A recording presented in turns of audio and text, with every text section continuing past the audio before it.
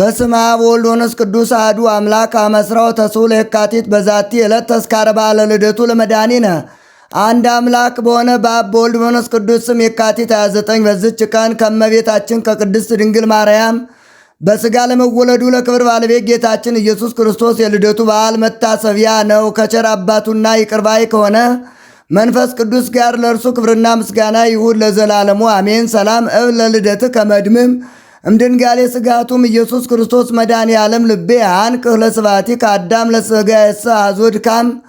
በዝችም ዕለት የአርሞኒ አገር ኤጲስቆጶስ የከበረ ቢላካሪዎስ በሰማዕትነት አረፈ። ይህም አባት ፈጽሞ እስካረጀ ድረስ በተሾመበት ወንበር ብዙ ዘመናት ኖረ። ብዙ ድርሳናትንና ተግሳጻትንም ደረሰ። ሊህም ስለከበረች የልደት በዓልና ስለ እመቤታችን ቅድስት ድንግል ማርያም ስለ ሞትና ስለ መቃብር በኃጥአንም ላይ ስለሚደርስባቸው ስቃይ ስለ መድኃኒታችንም የረቀቀ ጥበብ ስለከበሩ በዓላትም ናቸው። ሕይወት በሆኑ ትምህርቶቹም ብዙ ነፍሳትን መስዋዕትን አድርጎ ለእግዚአብሔር አቀረበ። በክርስቲያንም ወገኖች ላይ የስደትና የመከራ ወራት በሆነ ጊዜ በክብር ባለቤት ጌታችን ኢየሱስ ክርስቶስ ስም ደሙን ሊያፈስ ወደደ። ሕዝቡንም ሰብስቦ በቀናች ሃይማኖት የጸኑ ዘንድ አዘዛቸው። ስለ ጌታችን ኢየሱስ ክርስቶስ ደሙን ሊያፈስ ይሻልና እነርሱ እንግዲህ ፊቱን እንደማያዩት ነገራቸው። ሰምተውም አለቀሱ። ስለ መለየታቸውም እጅግ አዘኑ።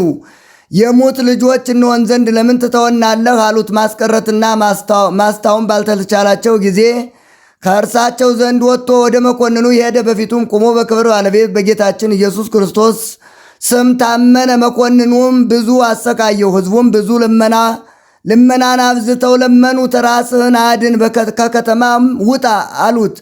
እርሱም ልባቸውን ደስ ያሰኝ ዘንድ በስውር ወጣለሁ አላቸው። በዛችም ሌሊት ሰማዕትን ትሆን ዘንድ የተመኘውን በጎ ምክር ለምን ረሳህ እንደሚለው ሰው ሆኖ ራእይን አየ። ከዚህም በኋላ ተመልሶ ለመኮንኑ ተገለጠለት። በዚያንም ጊዜ ራሱን በሰይፍ ይቆርጡት ዘንድ መኮንኑ አዘዘ። የሰማዕትነት አክሊልንም በመንግሥተ ሰማያት ተቀበለ። ሥጋውንም ምዕመናን አንስተው ወሰዱት። ለኤጲስቆጶሳትም እንደሚገባ አክብረው ገንዘው በመቃብር አኖሩት። ለእግዚአብሔርም ምስጋና ይሁን፣ እኛንም በጸሎቱ ይማረን፣ በረከቱም ከእኛ ጋር ትኑር ለዘላለሙ አሜን።